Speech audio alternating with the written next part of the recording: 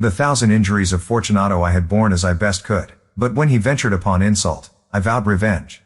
You, who so well know the nature of my soul, will not suppose, however, that I gave utterance to a threat.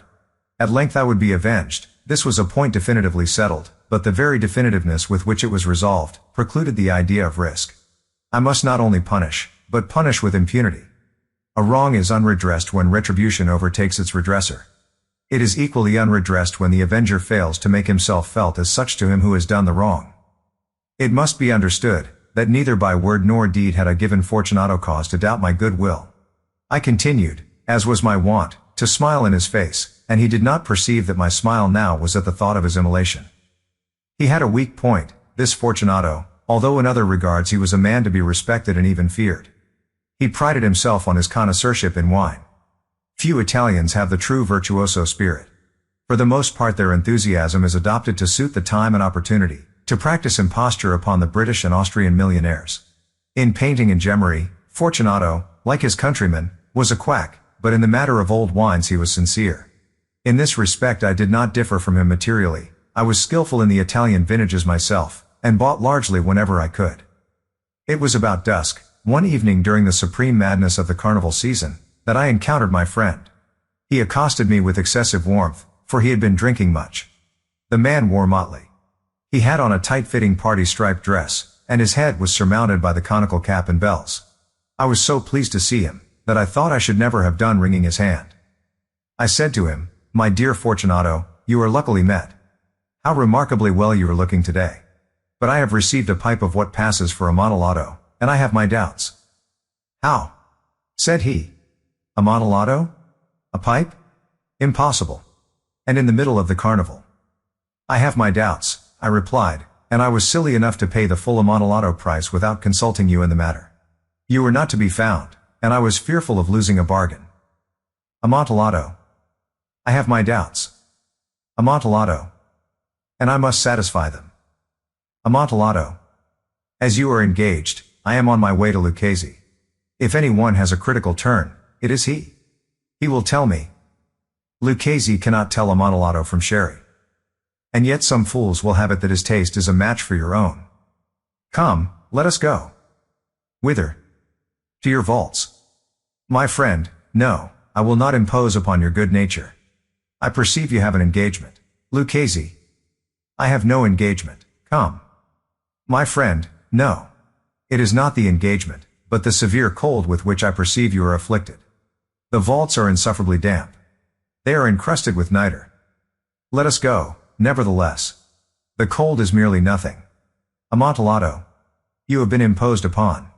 And as for Lucchese, he cannot distinguish sherry from Amontillado." Thus speaking, Fortunato possessed himself of my arm. Putting on a mask of black silk, and drawing a roquelaire closely about my person, I suffered him to hurry me to my palazzo. There were no attendants at home. They had absconded to make merry in honor of the time. I had told them that I should not return until the morning, and had given them explicit orders not to stir from the house. These orders were sufficient, I well knew, to ensure their immediate disappearance, one and all, as soon as my back was turned. I took from their sconces 2 flambeaux, and giving one to Fortunato, bowed him through several suites of rooms to the archway that led into the vaults. I passed down a long and winding staircase, requesting him to be cautious as he followed. We came at length to the foot of the descent, and stood together on the damp ground of the catacombs of the Montresors. The gait of my friend was unsteady, and the bells upon his cap jingled as he strode. "The pipe," said he. "It is farther on," said I, "but observe the white web work which gleams from these cavern walls." He turned towards me, and looked into my eyes with 2 filmy orbs that distilled the rheum of intoxication. "Nitre?" he asked, at length. "Nitre," I replied. "How long have you had that cough?" "Uck, uck, uck. Uck, uck, uck. Uck, uck, uck. Uck, uck, uck. Uck, uck, uck." My poor friend found it impossible to reply for many minutes. "It is nothing," he said, at last. "Come," I said, with decision, "we will go back. Your health is precious. You are rich, respected, admired, beloved. You are happy, as once I was. You are a man to be missed. For me it is no matter. We will go back. You will be ill, and I cannot be responsible. Besides, there is Lucchese." "Enough," he said, The cough is a mere nothing. It will not kill me. I shall not die of a cough. True, true, I replied, and, indeed, I had no intention of alarming you unnecessarily, but you should use all proper caution. A draught of this medic will defend us from the damps. Here I knocked off the neck of a bottle which I drew from a long row of its fellows that lay upon the mold. Drink, I said, presenting him the wine. He raised it to his lips with a leer. He paused and nodded to me familiarly, while his bells jingled. I drink, he said, to the buried that repose around us. And I to your long life. He again took my arm, and we proceeded. These vaults, he said, are extensive. The Montresors, I replied, were a great and numerous family. I forget your arms. A huge human foot door, in a field azure, the foot crushes a serpent rampant whose fangs are embedded in the heel. And the motto? Nemo me impune lacessit. Good. He said. The wine sparkled in his eyes and the bells jingled. My own fancy grew warm with the medic. We had passed through walls of piled bones, with casks and puncheons intermingling, into the inmost recesses of the catacombs. I paused again, and this time I made bold to seize Fortunato by an arm above the elbow. The nitre, I said, see, it increases. It hangs like moss upon the vaults. We are below the river's bed. The drops of moisture trickle among the bones. Come, we will go back ere it is too late. Your cough. It is nothing, he said, let us go on. But first, another draught of the medic. I broke and reached him a flagon of de Grave. He emptied it at a breath.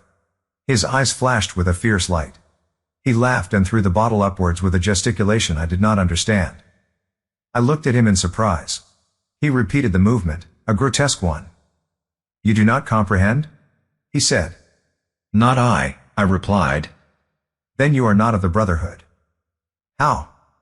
You are not of the Masons. Yes, yes, I said, yes, yes. You? Impossible. A Mason? A Mason, I replied. A sign, he said. It is this, I answered, producing a trowel from beneath the folds of my roquelaire. You jest, he exclaimed, recoiling a few paces. But let us proceed to the Amontillado. Be it so, I said, replacing the tool beneath the cloak, and again offering him my arm. He leaned upon it heavily. We continued our route in search of the Amontillado. We passed through a range of low arches, descended, passed on, and descending again, arrived at a deep crypt, in which the foulness of the air caused our flambeaux rather to glow than flame. At the most remote end of the crypt there appeared another less spacious. Its walls had been lined with human remains, piled to the vault overhead, in the fashion of the great catacombs of Paris. 3 sides of this interior crypt were still ornamented in this manner.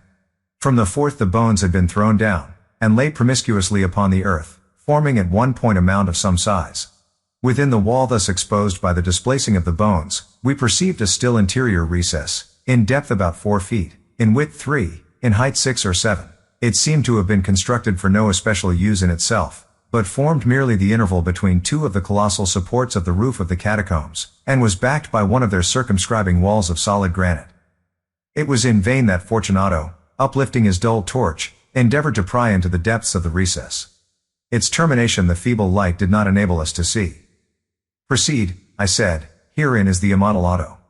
As for Lucchese, he is an ignoramus, interrupted my friend, as he stepped unsteadily forward, while I followed immediately at his heels.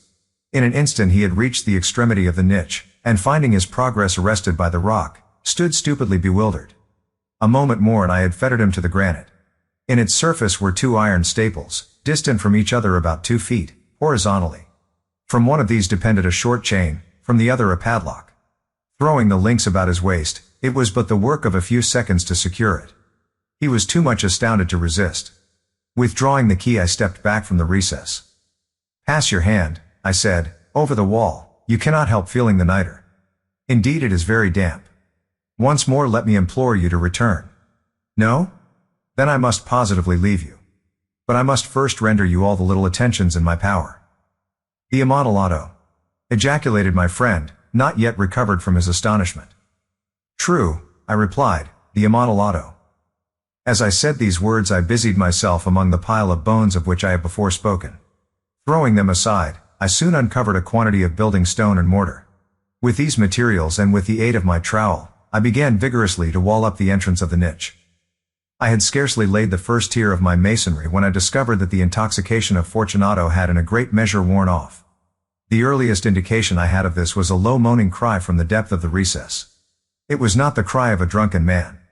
There was then a long and obstinate silence. I laid the second tier, and the third, and the fourth, and then I heard the furious vibrations of the chain. The noise lasted for several minutes, during which, that I might hearken to it with the more satisfaction, I ceased my labors and sat down upon the bones.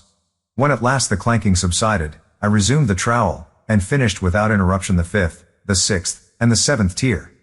The wall was now nearly upon a level with my breast. I again paused, and holding the flambeau over the mason work, threw a few feeble rays upon the figure within. A succession of loud and shrill screams, bursting suddenly from the throat of the chained form, seemed to thrust me violently back. For a brief moment I hesitated, I trembled.